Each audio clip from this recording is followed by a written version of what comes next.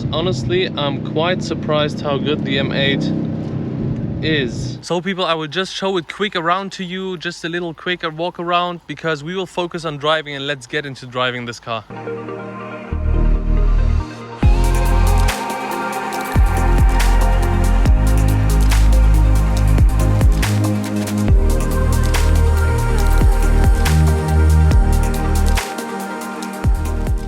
So people, you are now joining me inside of the M8 competition with the 4.4 liter V8 by turbo we know out of my M5 competition with the 625 horsepower. The first thing you instantly notice is the seating position. You sit in here like in a coupe. It was also really hard for me to adjust the seat position to film. The linings here and everything, like you are sitting like in a sports car. I didn't expect that. I'm inside of the M8 Cabriolet. And let's see how this thing drives. It feels amazing on the steering, seriously. Wow, wow, wow. Oh my god. Oh my god. The car just lost traction. Oh my god. The ESP was on, but I still had to catch it as if it was off. Oh my god. I nearly crashed the M8 competition, but it was not my fault. It sounds, let's get on to the sound of it. It sounds absolutely good. It sounds different than the M8 and the M5 competition. It's got like a deeper tune to it. It's got like a deeper tone. Yeah. I don't know if there's something wrong with the tires here, but I just really lost traction. Oh, and it has some pops and bangs.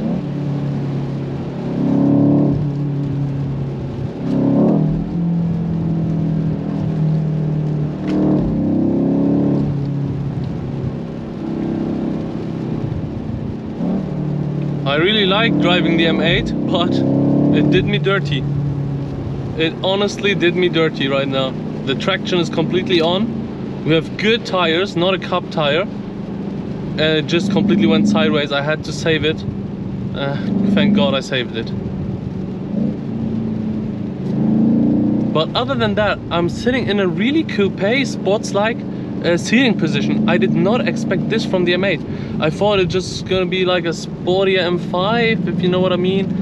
Looks so basically like the E63S and the GT63S AMG. But it's like a sports car.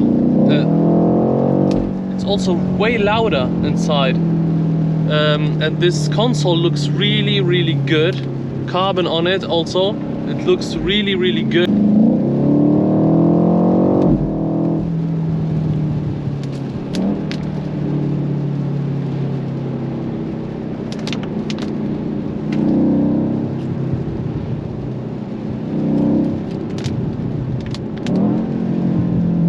It's got some burbles to it as well.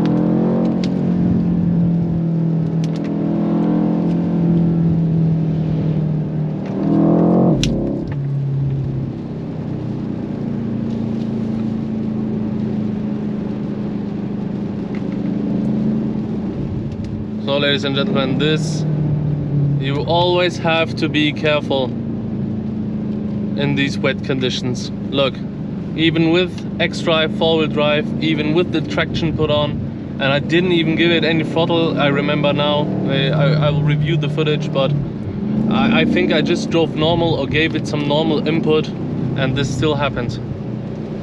So thank God we got out alive. We did not crash the car. We did not get hurt. Everything's good. And now let's continue our review, because honestly I'm quite surprised how good the M8 is, apart from that thing that just happened. It's a sports car M5, and I love my M5. Yeah, the pull is insane also. It's like it pulls exactly like the M5. There is no different feeling, but it sounds different. You are sitting different, and it's still really, really comfortable. It's way more comfortable than my pre-LCI M5 competition. If you know about this car, it was known to be really harsh. and the LCI is not harsh anymore. It shares the same springs like the M8 competition, and this is why this is a really good car. Listen to the burbles, because it's got some.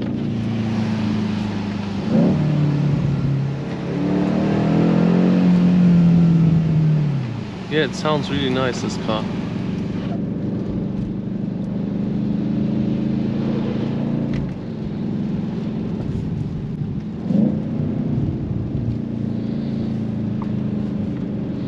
Also, for the operating system here, we also have the same one that debuted in the M3 G80, the iDrive 7. With this, I really love them, this gauge cluster that goes up.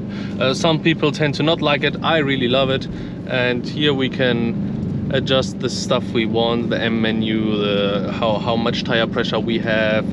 We can also see here, for example, the horsepower and torque we are using currently. Like this, look. Which is really, really nice.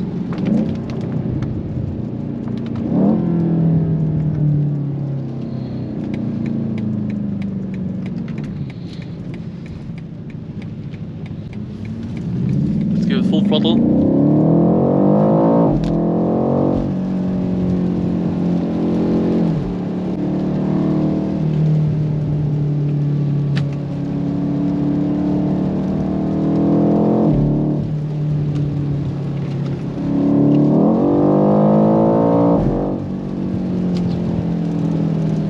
This car is really planted, and I can't stress this enough. It feels like a sports car, which I like it.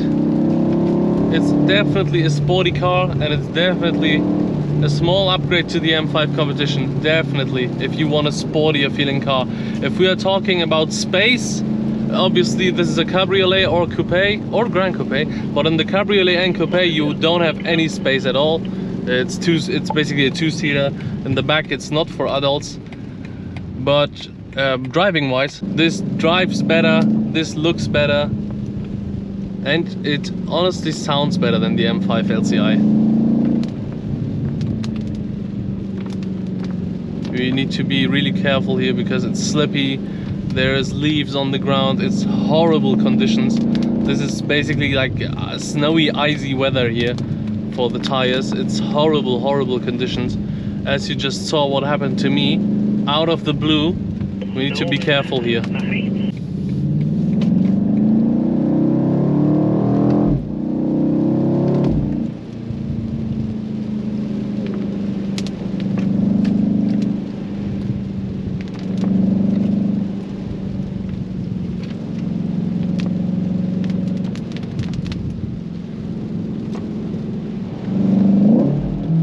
So people, honestly now after driving it, I think this is in the top 3 of the M car range. The M5 CS and the M3 G80 are number 1 and 2. I did not drive the M4 CSL. We need to wait on this one. With the CSL I would have crashed here 100% in that situation where the M8 just slipped out of the blue. The CSL has cup tires, rear wheel drive. It would have been harder to save, I think. Number 1 is for me the M5 CS. Number 2 is the M3 G80, which basically is like on the same level. The M3 feels it feels really similar. It sounds even a bit better in my opinion. And number 3 has to be this M8, which sounds good, which looks good, which drives good, which gives you a proper sports car feeling. And this is really nice for such a car.